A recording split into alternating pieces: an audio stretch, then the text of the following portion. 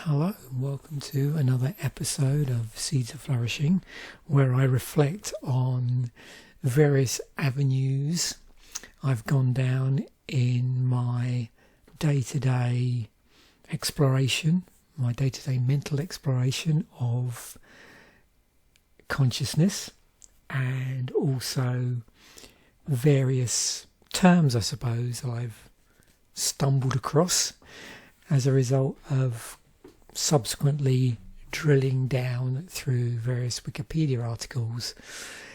And in my exploration of the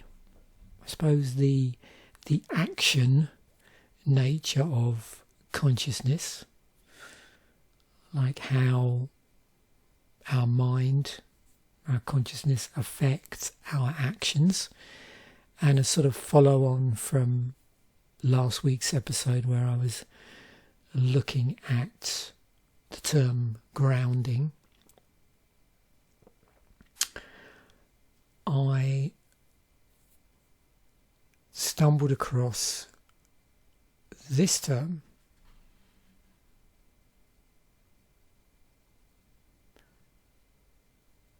Praxeology, I think that is. Praxeology,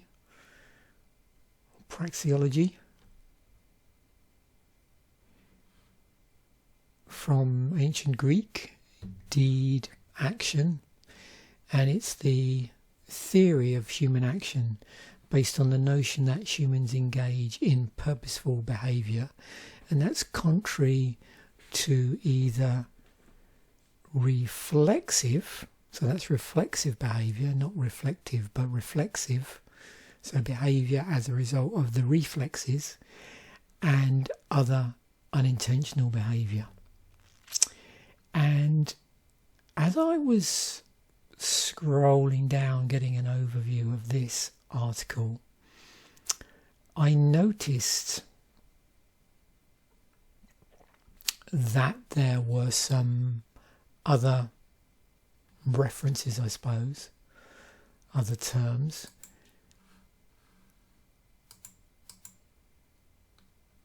And I'd come in from axiology. I was also just making sure I understood fully this business of reflexive behaviour as well. So often I'll sort of go up and down around the term, trying to just make sure that I understand exactly what I'm letting myself in for, I suppose. And so I then find myself going into action theory generally. So these are theories concerned with the process of causing willful human bodily movements of some sort of complex nature. And as you can see here, that involves a mixture of things. And obviously this makes one think about the nature of causality. And as I was looking through here, I came across this term, efficient cause. And ultimately this is where I ended up in today's sort of discovery, if you like, today's exploration. Ended up at the four causes. And I started to muse over how this might or could be applied to something like mind. So I thought I'd just walk through here exactly what the four causes are. And then that's then something I can think about a little bit more this week, and where it's possible to apply the four causes, and whether or not it would be applicable to apply them to something like mind. So, if you're not familiar with the four causes or four explanations are, in Aristotelian thought, four fundamental types of answer to the question why. In analysis of change or movement in nature, the material, the formal, the efficient, and the final. Aristotle wrote that we do not have knowledge of a thing until we have grasped its why, that is to say, its cause. While there are cases in which classifying a cause is difficult, or in which causes might merge, Aristotle held that his four causes provided an analytical scheme of general applicability.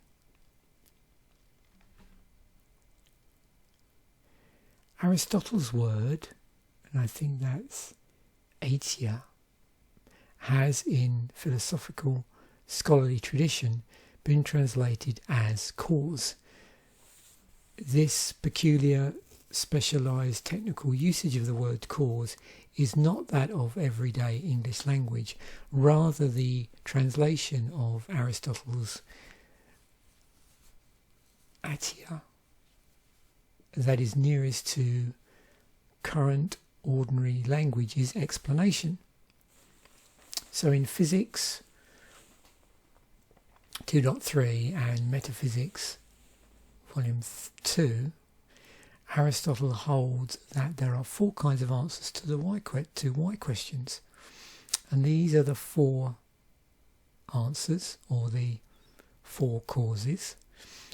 There's matter, so the material cause of a change or movement. This is the aspect of the change or movement that is determined by the material that composes the moving or changing things. For a table, this might be wood. For a statue, it might be bronze or marble. And we can see similarities with that to the term I was looking at last time, which is the metaphysical term grounding.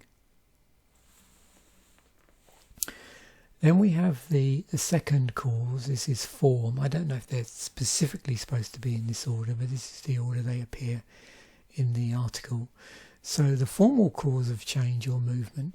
This is a change or movement caused by the arrangement, shape or appearance of the thing changing or moving. Aristotle says, for example, that the ratio 2:1 and number in general is the formal cause of the octave. Then we have the agent, so the efficient or moving cause of change or movement. So this is, as you saw earlier, termed efficient cause.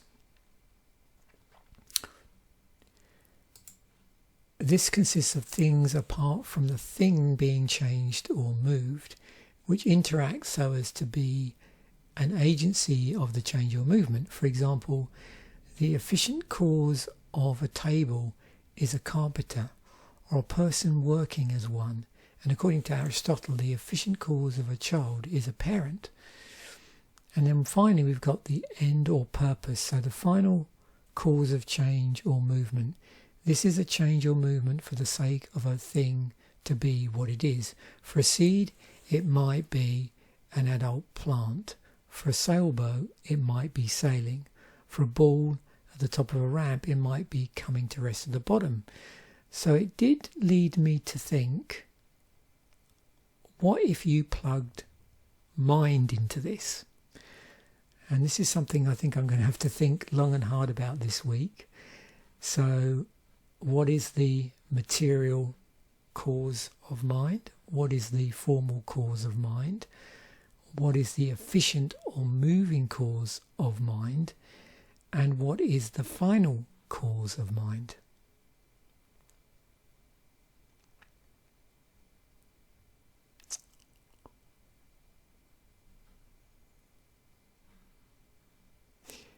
And then just final point here, just to clarify something about the exclusivity. The four causes are not mutually exclusive. For Aristotle, several, preferably 4 answers to the question why, have to be given to explain a phenomenon, and especially the actual configuration of an object. For example, if asking why a table is such and such, an explanation in terms of the 4 causes would sound like this. This table is solid and brown because it is made of wood, matter. It does not collapse because it has 4 legs of equal length, form. It is as it is because a carpenter made it, starting from a tree, agent. It has these dimensions because it is used by humans, end. So yeah, another thing to think about. Thanks very much for watching. Bye for now, and I will catch you in the next episode.